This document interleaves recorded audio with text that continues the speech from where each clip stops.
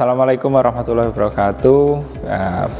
Perkenalkan, saya Yusuf Haryoko. Jadi kita melanjutkan seri yang kemarin.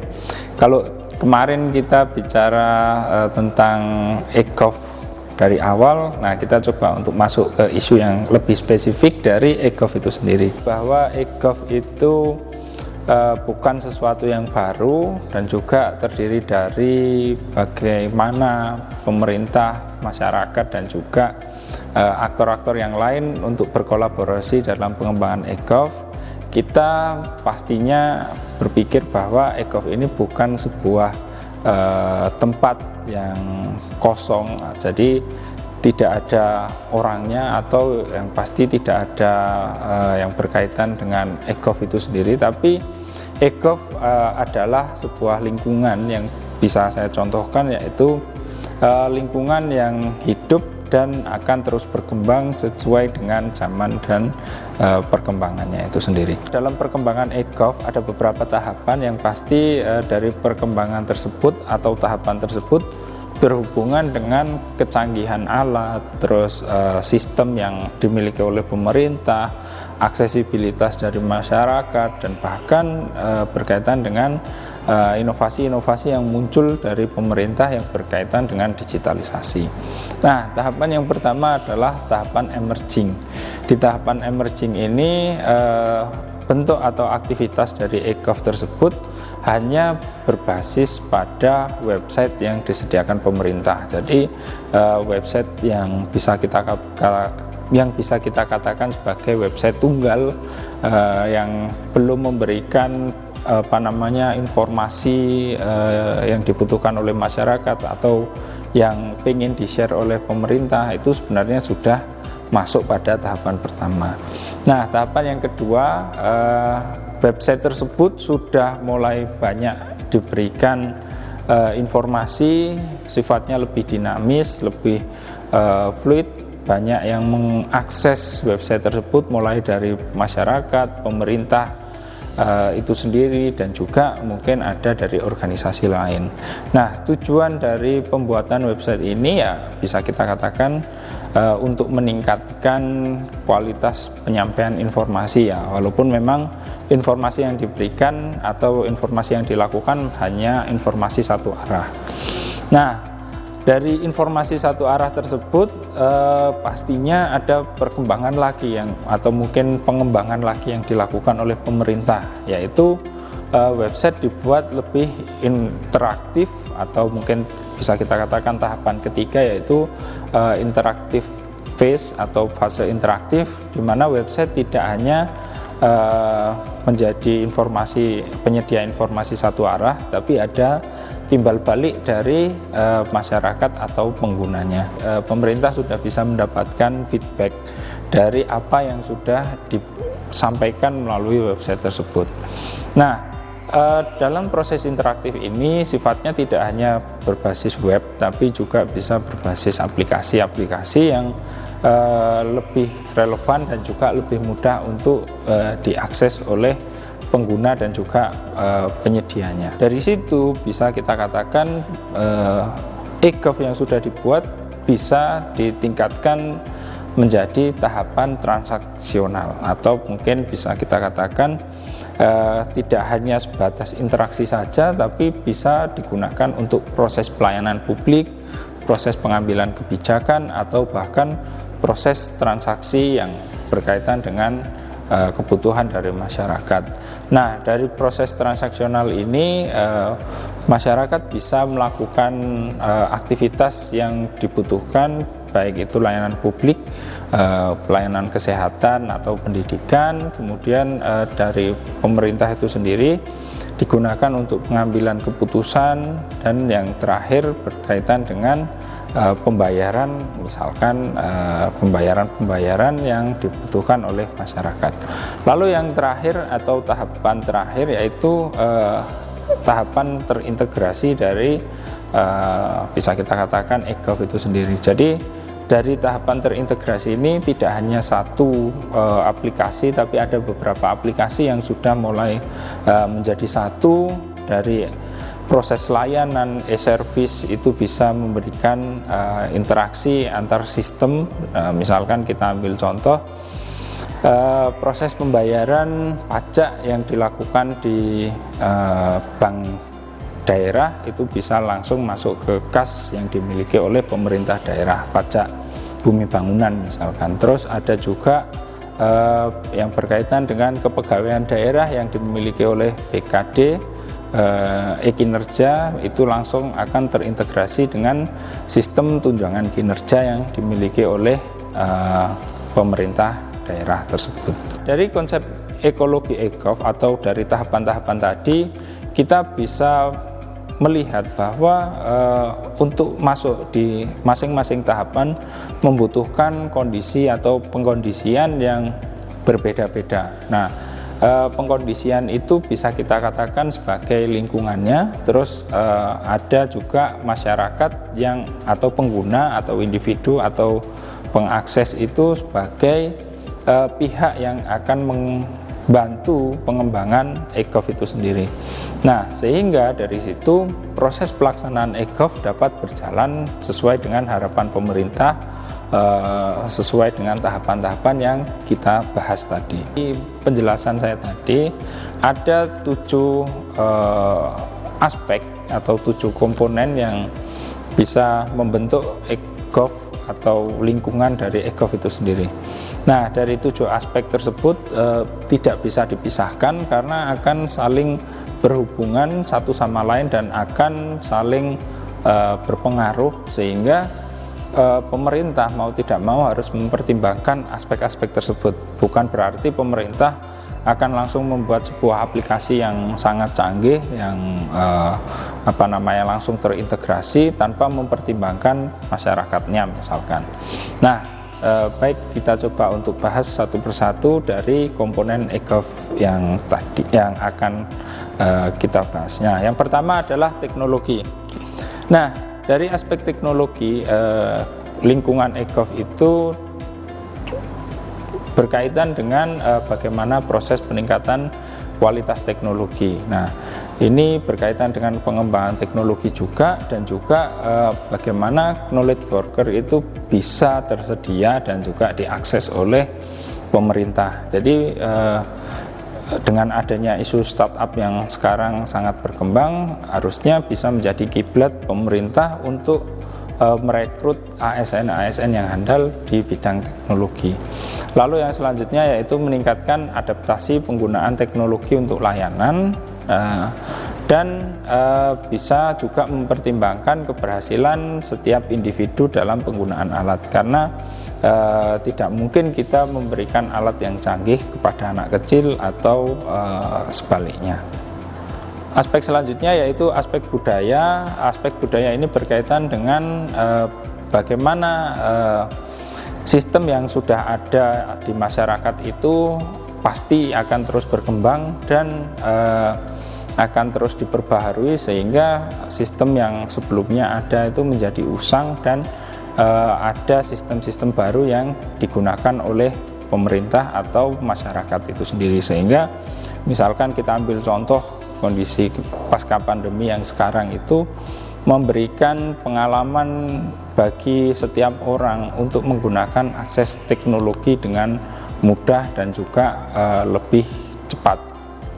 Nah, yang kedua dari aspek budaya itu meningkatkan persepsi masyarakat pada suatu proses pemerintahan. Nah, dari apa yang saya jelaskan kemarin, ada tuntutan dari masyarakat untuk pemerintahan yang lebih baik dengan penyediaan akses layanan publik yang berkualitas dan juga pengambilan keputusan yang lebih baik. Nah, ini sangat harus didukung oleh e-gov itu sendiri. Jadi mau tidak mau e-gov memang didesain untuk memberikan pengalaman bagi masyarakat. Nah, yang ketiga dari aspek budaya ini yaitu menciptakan nilai baru dan sistem dari sistem masyarakat. Nah, dengan contoh pandemi itu merubah nilai-nilai yang sudah ada dari proses interaksi antar manusia yang sebelumnya benar-benar face to face itu diberikan gap dengan alat, sehingga mau tidak mau mereka terus mengalami perubahan dan juga sekarang sudah teradaptasi dengan baik berkaitan dengan proses interaksi masyarakat itu sendiri. Dua bagian yang bisa kita gambarkan, yang pertama yaitu bagaimana peningkatan aksesibilitas dari masyarakat dalam penggunaan e-gov, atau mungkin pengguna itu semakin banyak dan pasarnya atau mungkin kebutuhan tuntutan pada e-gov tersebut semakin bisa kita katakan semakin masif di masyarakat. Lalu yang kedua yaitu e-gov ini memberikan alternatif bagi masyarakat atau pengguna untuk memperoleh layanan. Jadi bisa kita katakan e-gov ini sebenarnya bukan tools utama dalam proses pelayanan publik, tapi dia menjadi alternatif, dan nantinya alternatif itu yang akan bertransformasi menjadi pilihan utama. Nah, berarti bisa kita katakan dari awal kemunculannya e-gov ini hanyalah sebuah pendukung dari sistem yang sudah ada dan sengaja didesain untuk memberikan bisa kita katakan transisi yang berkaitan dengan penggunaan teknologi. Dan masyarakat memang harus bisa untuk bertransformasi ini. Ya, memang dari segi timbal baliknya masyarakat juga menuntut perubahan ini.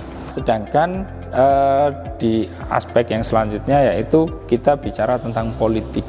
Jadi di politik ini berkaitan dengan bagaimana arah dari e-gov itu bisa menjadi sebuah wadah yang memberikan fasilitas kepada berbagai pihak. Nah, fasilitasi ini hanya bisa dilakukan dari atau dengan politik.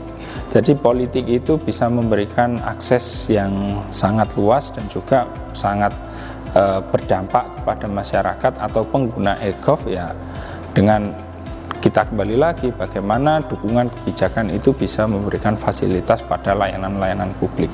Misalkan kita ambil contoh saja di Surabaya itu dalam proses pengurusan KTP tidak perlu lagi datang ke meja-meja yang dimiliki oleh pemerintah, tapi bisa langsung datang ke satu meja yang ada di Siola, atau mungkin bisa dikenal, kalau teman-teman dulu kenalnya Mall Pelayanan Publik, asalkan dokumen-dokumennya sudah dilengkapi di aplikasi yang disediakan oleh Pemkot Surabaya. Misalkan kalau sekarang KNG namanya, yaitu Klampit New Generation. Nah, itu contohnya. Berkaitan dengan bagaimana masyarakat itu siap dan juga butuh untuk saling terhubung, proses hubungan ini ya mau tidak mau akan mendorong perubahan pada interaksi teknologi. Dengan adanya teknologi itu ya bisa kita katakan semakin mudah untuk kita berhubungan dengan orang lain. Ya, lalu yang selanjutnya yaitu membentuk perilaku baru dari masyarakat. Nah, perilaku baru dari masyarakat ini adalah berkaitan dengan perubahan sistem yang ada saat ini, atau mungkin sistem yang lama yang tadi itu dari keusangan itu tadi bisa bertransformasi menjadi sistem yang baru dan didukung dengan teknologi itu tadi. Lalu yang selanjutnya yaitu mengatur kebiasaan dari masyarakat. Nah, kebiasaan dari masyarakat ini memang sangat unik, karena kalau kita bicara tentang kebiasaan masyarakat pastinya berkaitan dengan aspek-aspek lain yang mungkin bisa ada di luar dari masyarakat itu sendiri. Jadi misalkan aspek-aspek eksternal itu bisa punya dampak yang lebih besar saat masyarakat siap untuk mengalami perubahan, tapi kadangkala juga sebaliknya. Sebenarnya aspek ini yang menjadi aspek pendukung atau supporter utama, yaitu kebutuhan akan transparansi yang disediakan oleh pemerintah. Jadi transparansi ini aspeknya sangat luas, yang pasti transparansi ini sangat dibutuhkan dalam proses penyelenggaraan pemerintah, mulai dari bagaimana proses penyelenggaraan itu sendiri sampai mungkin proses pertanggungjawaban. Jadi konsepnya sangat luas dan nanti akan kita bahas di sesi yang lain. Lalu yaitu peningkatan kepekaan masyarakat. Nah, yang pasti contohnya sangat banyak sekarang netizen di Indonesia itu atau orang-orang pengguna internet semakin lama semakin banyak dan punya peran yang sangat-sangat signifikan dari proses pemerintahan, sehingga muncul istilah sekarang itu no viral no justice contohnya. Jadi bagaimana virality itu menjadi kunci atau menjadi titik balik dari proses penyelenggaraan negara, padahal sebenarnya bagaimana tuntutan masyarakat ini sudah ada dari dulu tapi tidak pernah bisa tersampaikan kepada pemerintah secara langsung, sehingga dengan adanya virality mau tidak mau pemerintah harus memperhatikan tuntutan dari masyarakat. Untuk aspek yang terakhir yaitu aspek administratif. Dari aspek administratif ini berkaitan dengan jumlah kebijakan yang diubah menjadi layanan elektronik, atau bisa kita katakan yang mengalami digitalisasi itu berapa layanan sih. Nah, itu berkaitan dengan aspek administratif. Nah, selain jumlah itu tadi, kita juga bicarakan terkait dengan jumlah inovasi pelayanan.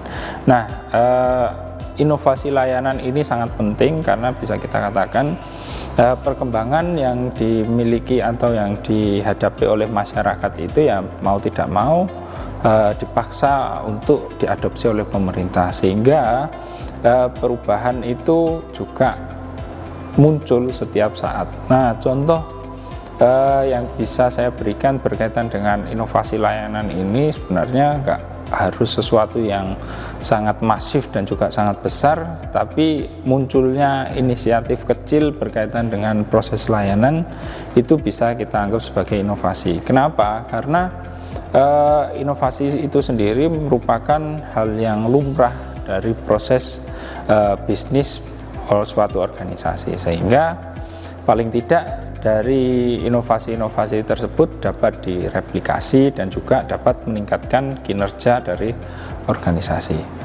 Mungkin itu aja terkait dengan 7 aspek yang berkaitan dengan lingkungan dari governance digital. Seperti yang kita pahami, setiap aspek itu sangat penting dan juga akan berhubungan, karena aspek-aspek tersebut tidak akan bisa berdiri sendiri saat kita bicara tentang governance digital. Mau tidak mau kita juga akan melihat aspek-aspek tersebut sebagai sebuah komponen yang tidak terpisahkan. Ya, kalau ada pertanyaan, saran, silahkan dikirimkan ke email atau mungkin disampaikan ke saya. Terima kasih. Assalamualaikum warahmatullahi wabarakatuh.